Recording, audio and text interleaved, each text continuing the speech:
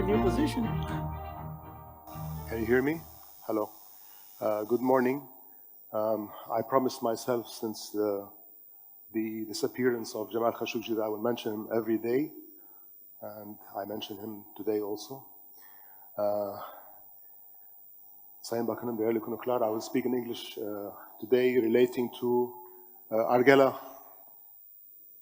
Argela is a very interesting story for me. I met Argela in 2005, and I have been, in this telecom business for a long time, and too long. And there's a saying that says that you cannot teach an old dog new tricks, okay? So the old dog will do what all his life he was taught, but I'm a different old dog, so it's a difficult one. So when I met people like Argela, actually I understood one thing when I met, and not only Argela, but many companies in this country.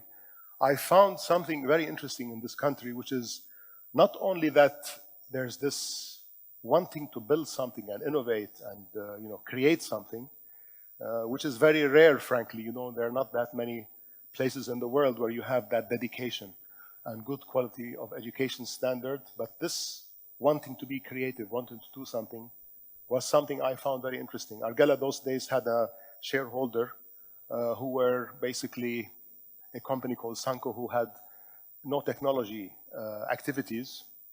And I will never forget that day, first day I met. It was before 2005, it was. And I was thinking about the VoIP, let's call it, voice over data. And Bülent was very passionate about that, and I knew that it will take some time before that can become really commercially realized. That was only 2005. Then the acquisition was made, and we started working with Argela on creating new things that was very exciting to me. You notice 2008 Femto, okay? I mean, I remember discussing Femto in 2008. That's 10 years ago. 10 years ago to telecom people sitting in this room who we know very well that telecom companies are not capable of doing new things. They are just not capable of doing new things. They resist change by nature, but not only telecom companies, all companies. In the telecom sector, take the vendors. What have the vendors done? How many of the vendors that used to be around 10, 15 years ago are still around today? Because they are putting things in boxes, anybody can do it, lower the price, etc. It crashed the vendor market.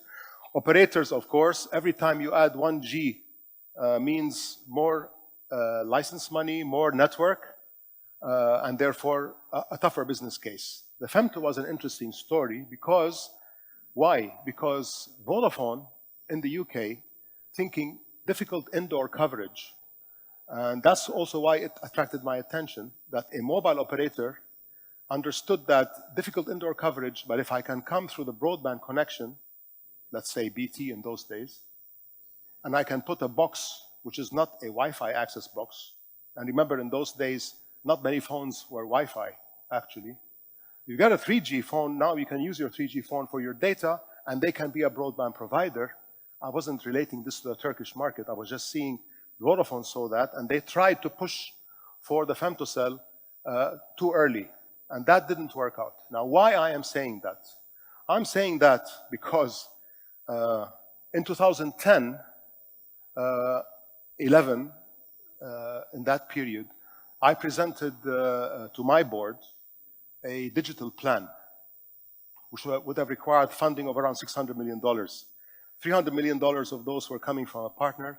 The other would be $200 million coming from that company, the holding company. And then in one meeting with the minister of the time, which is Ben Ali Yildirim, I told him, would he support to contribute from Telecom 100 million? Why I'm saying this? I'm saying this because within this was a risk-taking opportunity in which two languages, Arabic and Turkish, with a population target of over 400 million, which, by the way, just so that you realize what 400 million really means in the scale of the world, at that time, looking forward, was opportunistically important because Google were under-investing in this particular region for various reasons. They were even blocked in Turkey.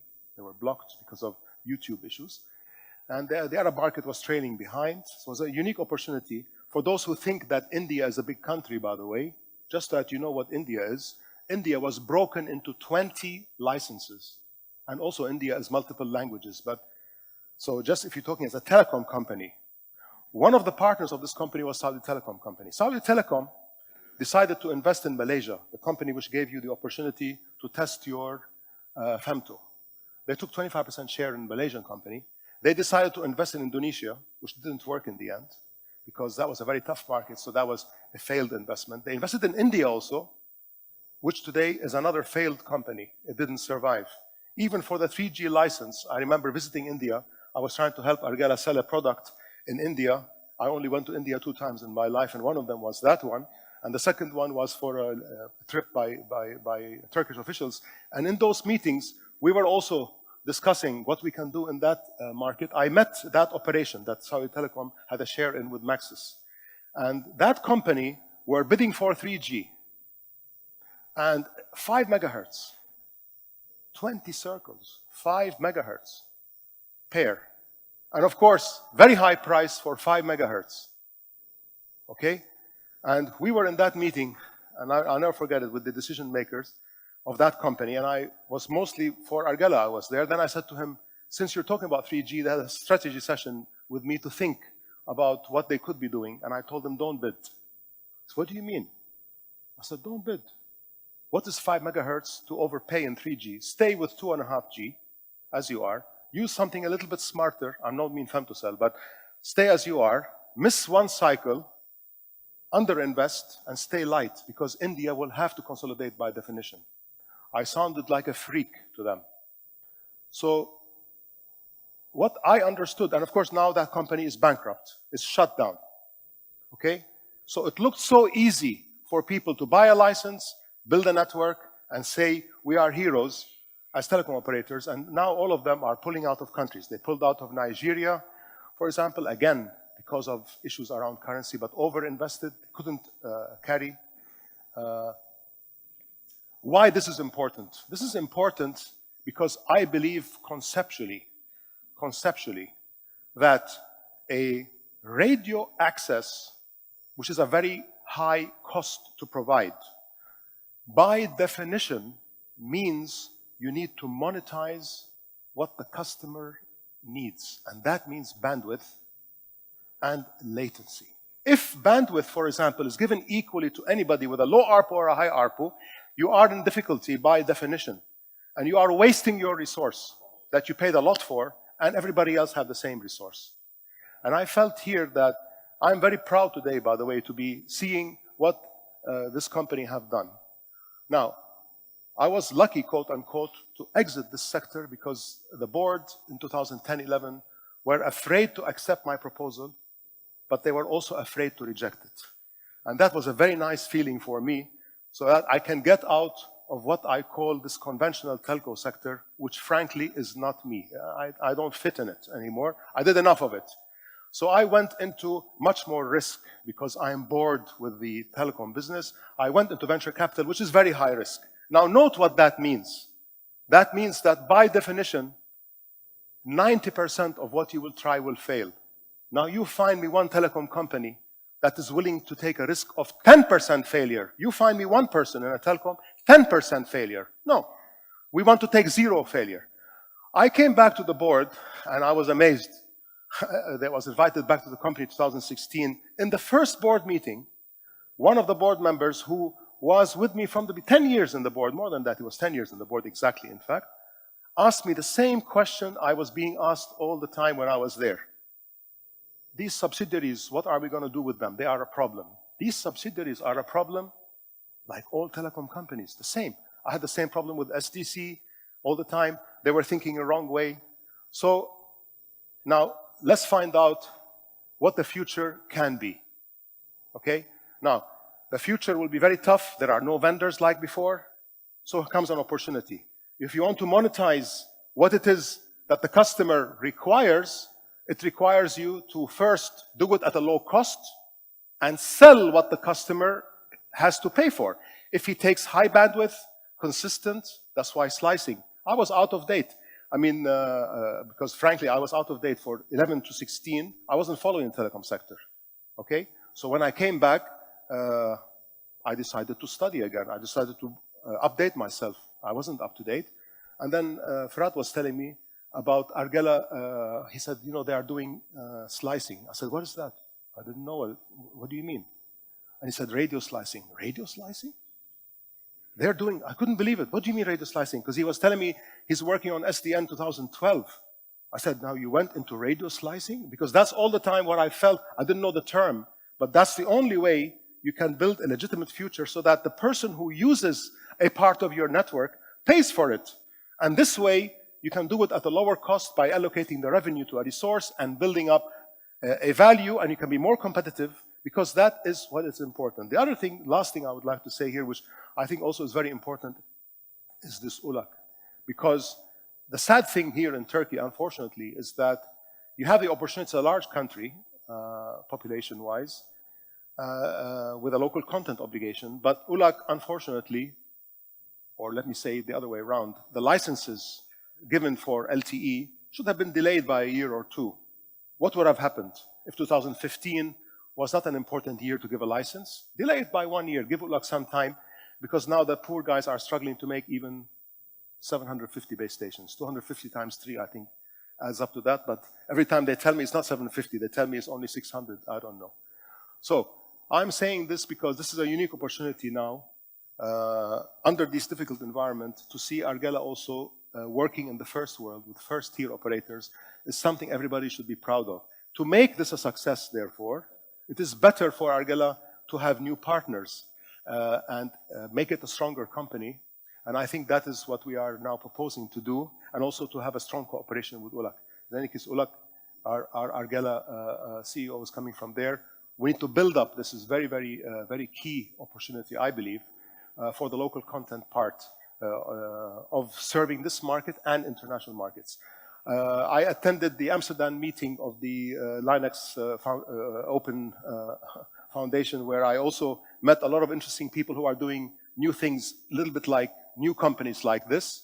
It was also an eye-opener for me to see how telcos are struggling, what they're planning. Even people like Liberty, for example, I had interesting seeing what they are doing in that space, because what is their future?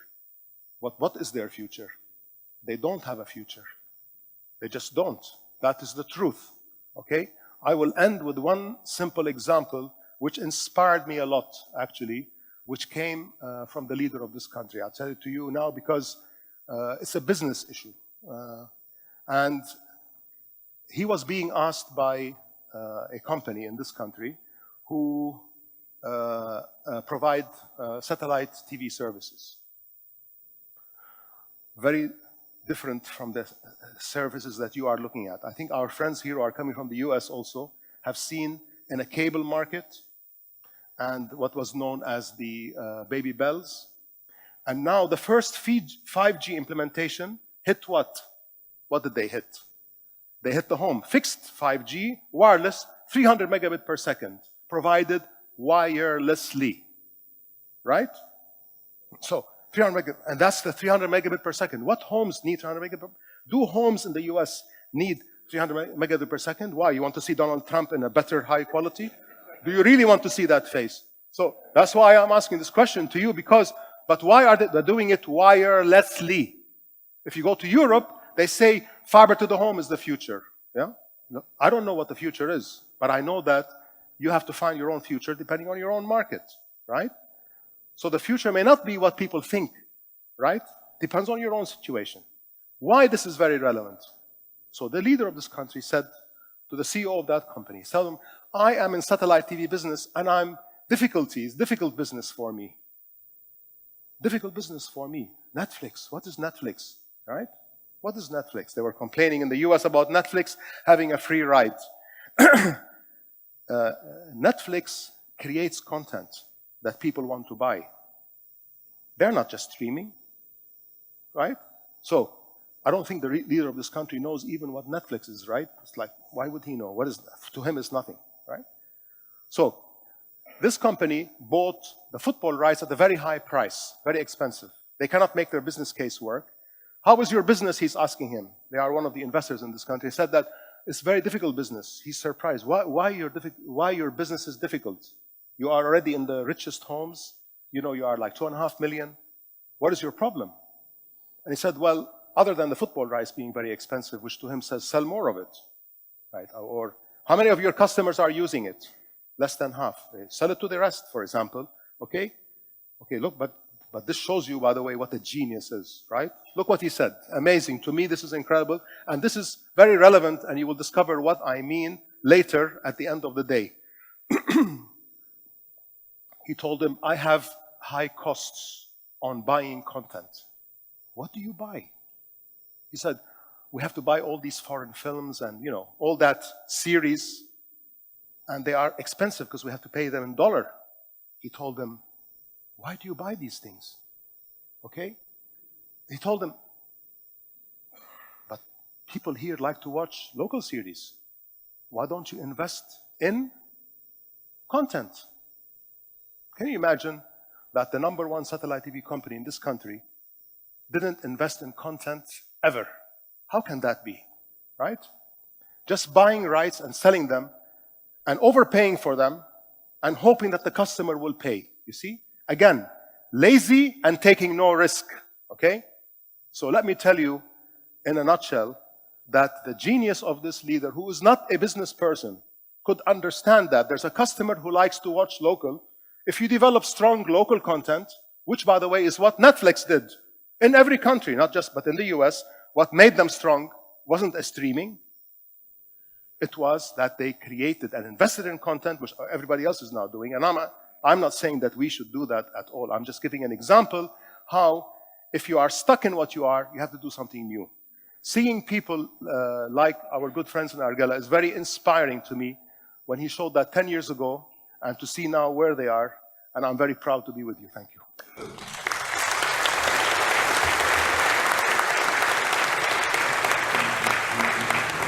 Thank you very much, Mr. Doany. Sayın Dr. Paul Doany'ye çok teşekkür ediyoruz değerli katkıları için.